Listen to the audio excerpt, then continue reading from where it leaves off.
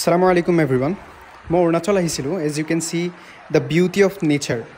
Allah Quranot Surah Fussilatot ফৰমাইছে we will show them our sign যাতে এইটো clear হৈ যায় কোৰাণ হক হয় সত্য হয় প্ৰকৃতিৰ প্ৰতিটো বস্তু আল্লাহে এটা বেলেন্সত ৰাখিছে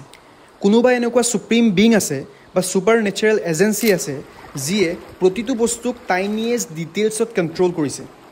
আৰু প্ৰতিটো বস্তুৰ ফাইন টিউনিং কৰিছে পানীত থকা হওক বা মাটিত থকা হওক আল্লাহে প্ৰতিটো বস্তুৰ খাদ্যৰ ব্যৱস্থা কৰি দিছে এটা সাধাৰণ সৰু বীজ যদি আমি ৰুই দিওঁ তাতকৈ 6 আৰব ডাঙৰ 6 বিলিয়ন ডাঙৰ গছ হৈ যায়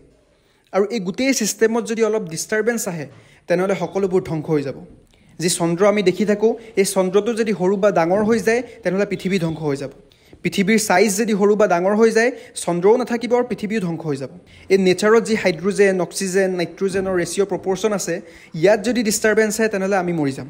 সূৰ্যটো যদি আমাৰ পৰা অলপ দূৰত গুচি যায় তেতিয়াও আমি মৰি যাম আৰু সূৰ্যটো যদি অলপ ওচৰত আহি যায় তেতিয়াও পৃথিৱীত কোনো বাস কৰিব নোৱাৰিব এই পৃথিৱীখন মিৰাকল প্লেনেট হয় যিয়ে এই ইউনিভাৰ্সৰ ভিতৰত আমাৰ কাৰণে লাইফ বোট হয় জীৱন নাও হয় যত আমি ট্ৰেভেল কৰি আছো আমাৰ চাৰিওফালে কেৱল মৃত্যু আছে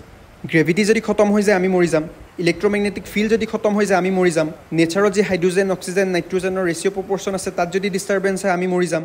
এটা কথা মনত ৰাখিব এই পৃথিৱীৰ বহুতি জীৱন প্ৰণালী ধ্বংস কৰিবৰ কাৰণে কোটি কোটি বস্তু আছে আৰু সেই কোটি কোটি বস্তুৰ ভিতৰত এটা বস্তু যদি ডিস্টাৰ্ব হৈ যায় তেনেহলে সকলোবোৰ ধ্বংস হৈ যাব আৰু ই কেতিয়াও নিজে হৈ থকা নাই ইয়াক চলোৱা হৈছে যিজনক আমি আল্লাহ বুলি কওঁ